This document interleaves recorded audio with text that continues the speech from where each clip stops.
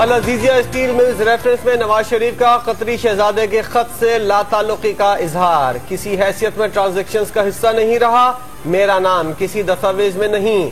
نواز شریف کے بیان کو عدالتی کارروائی کا حصہ بنا دیا گیا۔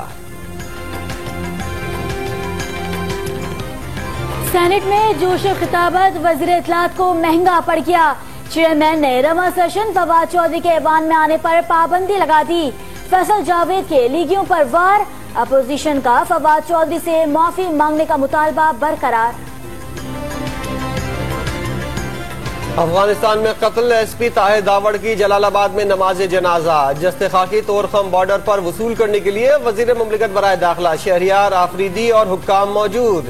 پشاور میں نماز جنازہ کے بعد مکمل سرکاری اعزاز کے ساتھ سپرد خاک کیا جائے گا۔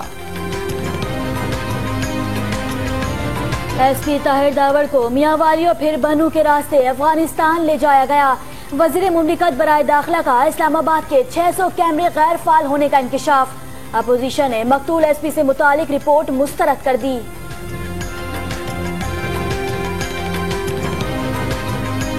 وزیراعظم نے ایس پی طاہر داوڑ کے قتل کا نوٹس لے لیا، وزارت داخلہ سے رپورٹ طلب۔ افغان ناظم الامور کی پھر دفتر خارجہ طلبی، میت تاخیر سے دینے پر احتجاج۔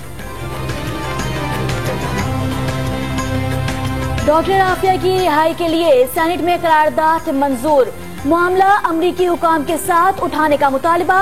پاکستانی قونصل خانے کے حکام نے 3 سال میں 12 مرتبہ اسیر خاتون سے ملاقات کی۔ ترجمان دفتر خارجہ کی بریفنگ۔ سینٹ کی 2 نشستوں پر ضمنی انتخاب کی پولنگ جاری، وزیر اعلیٰ پنجاب نے ووٹ ڈال دیا، پرویز الہی نے ووٹ منسوخ کرا کے دوبارہ کاسٹ کیا۔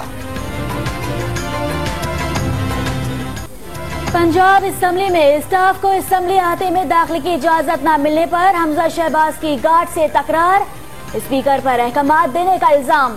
لیگی ارکان نے مرکزی دروازے پر دھرنا دے دیا، پرویز الہی کا اعتراض کرنے والوں کو الیکشن کمیشن جانے کا مشورہ۔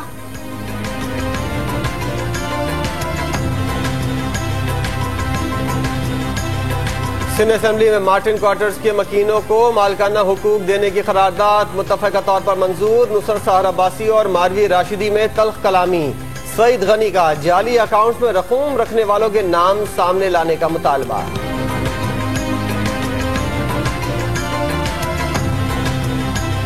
پیراگون سوسائٹی اسکینڈل میں گرفتار کیسر امین بٹ سکھر سے لاہور منتقل۔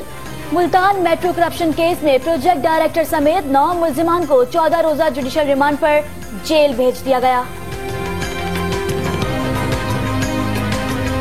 پاکستان اور چین میں اکنامک زون پر JCC اجلاس آئندہ ماہ ہوگا۔ چینی سفیر نے پاک چین اقتصادی راہداری سے متعلق منفی خبروں کو مسترد کر دیا، کہا سی پیک سے پاکستان کی معیشت مستحکم ہوگی۔